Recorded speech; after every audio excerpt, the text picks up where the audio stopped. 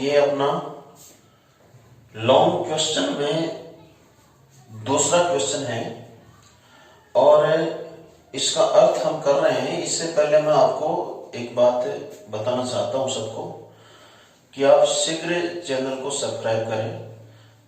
अभी ये class 12th का के लेसन और क्वेश्चन आंसर चल रहे हैं। धीरे धीरे संपूर्ण सिलेबस आपका पूरा पाठ्यक्रम इस चैनल पर उपलब्ध होगा। 11वीं क्लास का भी उपलब्ध होगा, 9th 10th का भी होगा, फर्स्ट ईयर का भी होगा। इसलिए चैनल को सब्सक्राइब करें और वीडियोस को आप देखा करें। तो देखते हैं आगे। क्वेश्चन कुछ इस तरह से है, what forces conspire. What forces का अर्थ होता है कौन सी ताकतें।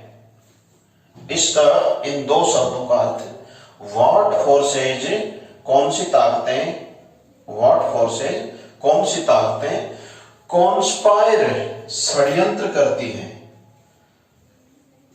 कॉन्स्पायर का अर्थ लिखिए षड्यंत्र करती हैं। बहुत ही धीरे धीरे तसल्ली से आप क्वेश्चन का अर्थ समझें, ऑफलाइन क्लास की तरह समझें, क्योंकि क्वेश्चन का अर्थ समझना बहुत जरूरी है।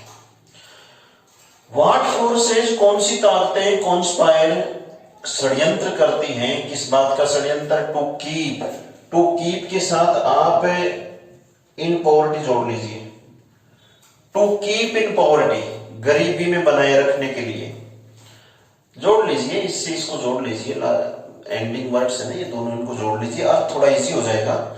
व्हाट फोर्सेज कौन सी ताकतें कॉन्स्पायर षड्यंत्र करती हैं टू कीप इन पॉवर्टी, गरीबी में बनाए रखने के लिए। टू कीप मानी बनाए रखने के लिए, इन पॉवर्टी मानी गरीबी में।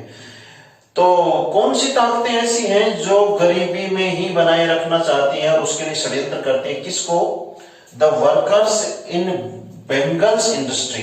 द वर्कर्स मानी श्रमिक, काम करने वाले लोग। इन बेंगल्स इंडस्ट्री मानी चूड़ी उद्योग में, चूड़ियों के उद्योग में। और फिरोजाबाद, फिरोजाबाद के चूड़ियों के उद्योग में काम करने वाले वर्कर्स को गरीबी की दशा में बनाए रखने के लिए षड्यंत्र करने वाली कौन सी ताकतें हैं? थोड़ा सा पेचीदा बना दिया गया इसको, सेंटेंस स्ट्रक्चर को। इस वजह से अर्थ में थोड़ी कठिनाई होती है, लेकिन आप जोड़िए अर्थ को। तो दोबारा देखिए एक बार, व्हाट फोर्सेस कौन सी ताकतें, workers in the bangles industry of Firozabad, Firozabad के चूड़ी उद्योग में काम करने वाले वर्कर्स को टू कीप इन पॉवर्टी, गरीबी की स्थिति में ही बनाए रखने के लिए कॉन्स्पायर, षड्यंत्र रचने वाली व्हाट फोर्सेज कौन सी ताकतें हैं? फिरोजाबाद के चूड़ी उद्योग में काम करने वाले श्रमिकों को गरीबी की दशा में बनाए रखने के लिए षड्यंत्र रचने वाली कौन सी ताकतें हैं? आपके समझ में आ गया होगा, मैं ये मानता हूं।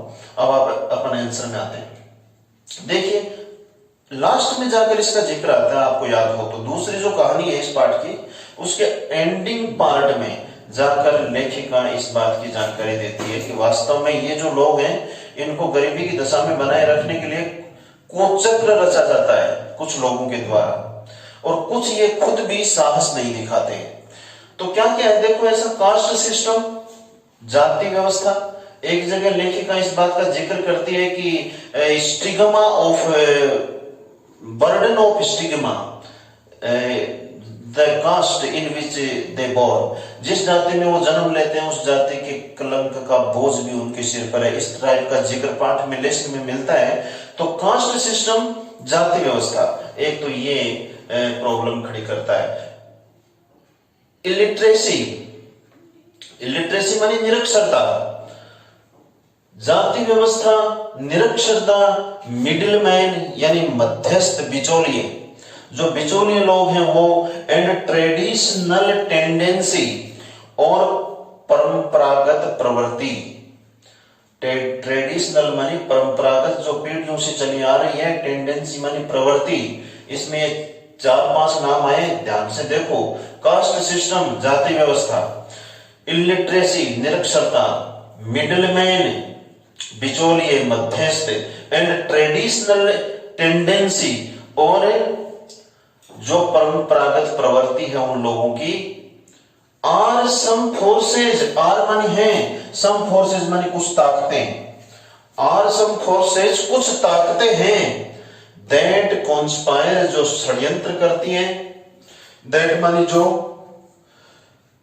कॉन्स्पायर मानी षड्यंत्र करती हैं, टू कीप बनाए रखने के लिए, the workers in bangles industry, चूड़ी उद्योग में काम करने वाले श्रमिकों को, इन पॉवर्टी, गरीबी की दशा में।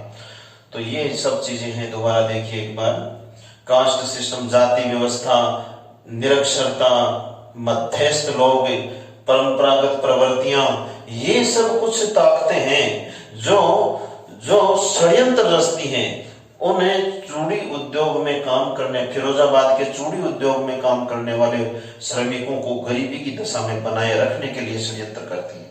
समझ में आ गया होगा? आगे चलते हैं। मोस्ट ऑफ पीपल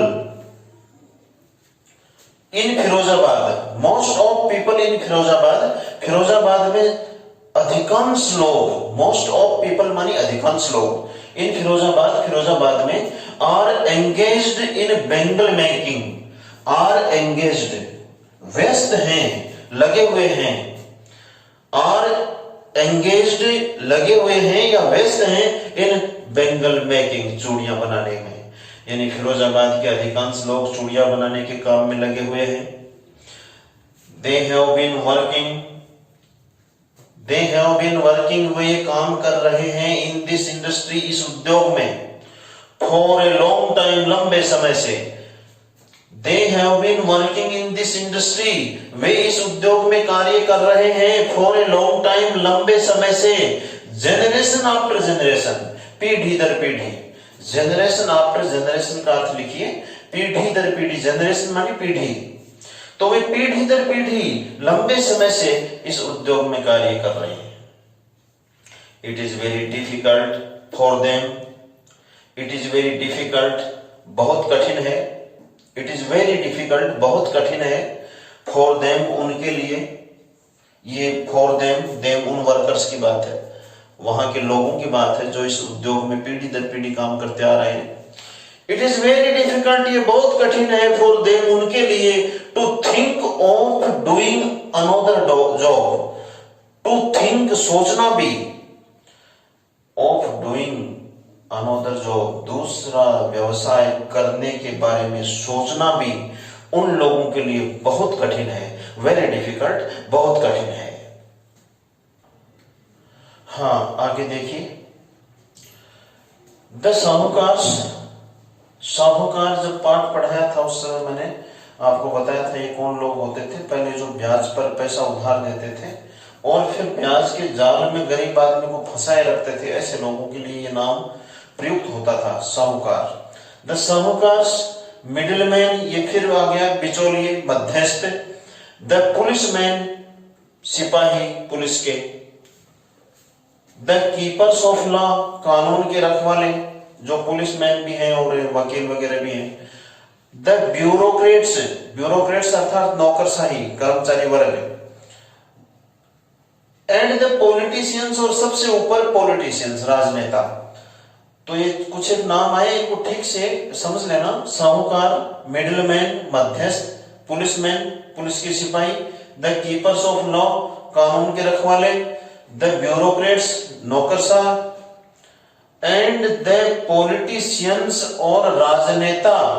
इतना बड़ा सब्जेक्ट हो गया तो फिर हैव आया आगे, इन सब ने हैव ट्रैप्ड, फंसा लिया है, हैव ट्रैप्ड माने फंसा लिया है, ठीक से लिख लो, इन सब ने हैव ट्रैप्ड, फंसा लिया है, देम, उनको, यानी कि बेंगल मेकर्स को, किसको, बेंगल मेकर्स को, इन सब ने हैव ट्रैप्ड, फंसा लिया है, देम, उनको फंसा लिया है, इन विशियस सर्किल, विशियस सर्किल अर्थात कुचक्र, विशियस सर्किल का लिखिए कुचक्र, इन सब ने इनको, बेंगल मेकर्स को कुचक्र में फंसा लिया।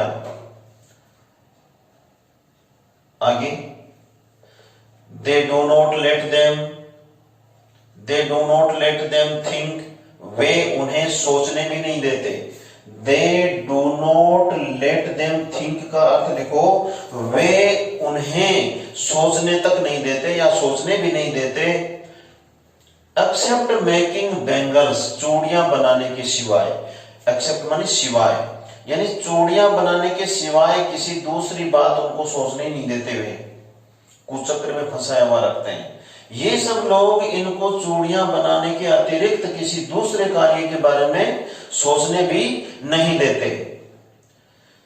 इफ समवन एवर डैश, यदि समवन मानी कोई, एवर मानी कभी, यदि कोई कभी डैश, डैश मानी हिम्मत दिखाता है, यदि कभी कोई हिम्मत दिखाता है to do any other work, कोई दूसरा कार्य करने की, यदि कोई कभी किसी दूसरे कार्य को करने की हिम्मत दिखाता भी है तो he will be hauled up by the police, तो उसे पुलिस के द्वारा घसीटा जाएगा।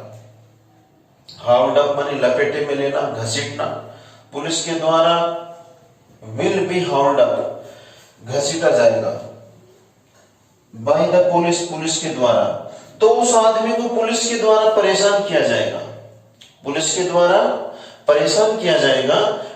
Due to years of mind numbing toil, और साथ ही साथ एक कारण ये भी तो है ना स्वास्थ्य संबंधी। ड्यू टू जहां भी आ जाए अर्थ होता है कि कारण से। Due to years of mind numbing toil, years मानी वर्षों से की जाने वाली, माइंड नूविंग टॉयल मानी दिमाग को शून्य कर देने वाली, दिमाग को शून्य बना देने वाली मेहनत, टॉयल मानी मेहनत, माइंड नूमिंग मानी दिमाग को शून्य कर देने वाली, इयर्स मानी वर्षों से। Due to years of mind numbing toil, वर्षों से दिमाग को शून्य कर देने वाली जो मेहनत ये लोग करते हैं, इसके कारण से they have lost their ability, इसके कारण से दे हैव लॉस्ट, वे खो चुके हैं, उन्होंने खो दी है। दे हैव लॉस्ट, वे खो चुके हैं या उन्होंने खो दी है देयर एबिलिटी ऑफ थिंकिंग, अपनी सोचने की योग्यता। देयर मानी अपनी, देयर मानी अपनी, एबिलिटी मानी योग्यता, ऑफ थिंकिंग मानी सोचने की। पूरा अर्थ क्या होगा?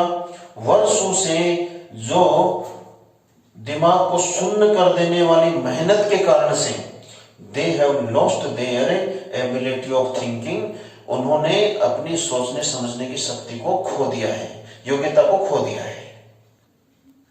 हाँ आगे देखिए, ये आगे देखिए, there is no leader among them, उनमें कोई नेता नहीं है। देयर इज नो लीडर, नेता नहीं है, अमंग देम, उनमें कोई, यानी नेता होता है नेतृत्व करने वाला, आगे बढ़ने वाला, यानी ऐसा कोई नहीं है उनमें जो आगे बढ़कर उन लोगों की मदद कर सके, नेतृत्व कर सके। तो दे आर फोर्स्ड, उन्हें बाध्य किया जाता है, वे मजबूर हैं। Not to see things differently, कि वो चीजों को दूसरे ढंग से न देखें। नॉट टू सी माने नहीं देखें, थिंग्स चीजों को, परिस्थितियों को, डिफरेंटली माने अलग तरह से। उन्हें इस बात के लिए बाध्य किया जाता है कि वे चीजों को अलग ढंग से देखें ही नहीं, यानी कि उन्हें बस उनको एक डर उनमें रखा जाता है, बनाया हुआ रखा जाता है कि तुम्हें यही काम करना है, दूसरा काम करने के लायक तुम हो ही नहीं। तो चीजों को दूसरे ढंग से देखने में उनकी कोई मदद करने वाला नहीं है। दे एक्सेप्ट देयर फेट, और वे अपने भाग्य को स्वीकार कर लेते हैं। दे एक्सेप्ट, वे स्वीकार कर लेते हैं, देयर फेट, अपने भाग्य को, before being aware of it, before मानी पहले, पहले, बीइंग अवेयर मानी जागरूक होने से पहले, ऑफ इट, इसके बारे में। अरे जैसे वो युवावस्था की तरफ बढ़ते हैं, वयस्क उम्र की तरफ बढ़ते हैं, उसके साथ ही उन्हें वो सब परिस्थितियां स्वीकार करनी पड़ती हैं, क्योंकि वो चीजों को दूसरे ढंग से देखने का वहां वातावरण नहीं है। The vicious circle of poverty, गरीबी का ये जो कुचक्र है, विशियस सर्किल मानी कुचक्र, ऑफ पॉवर्टी मानी गरीबी का, गरीबी का ये जो कुचक्र है, नेवर अलाउज देम, ये उनको प्रेरित ही नहीं करता। अलाउ का अर्थ यहाँ प्रेरित करना, नेवर अलाउज वैसे अलाउ होता है अनुमति देना, ये या यूं लगा लीजिए ये जो कुचक्र है ना गरीबी का, ये उनको अनुमति नहीं देता या प्रेरित ही नहीं करता to take strong and courageous steps, कि वो सख्त और साहसिक कदम उठाएं। टू टेक माने उठाएं, स्ट्रॉन्ग एंड करेजियस स्टेप्स, सख्त और साहसिक कदम, वे सख्त और साहसिक कदम उठाएं। इसके लिए ये जो वहां का वातावरण है गरीबी का, ये उन्हें अनुमति नहीं देता। दे हैव टू वर्क, उन्हें तो काम करना पड़ता है। दे हैव टू का प्रयोग हुआ है। दे हैव टू वर्क, उन्हें काम करना पड़ता है इन ग्लास बेंगल्स इंडस्ट्री, कांच की चूड़ियां बनाने के उद्योग में ही।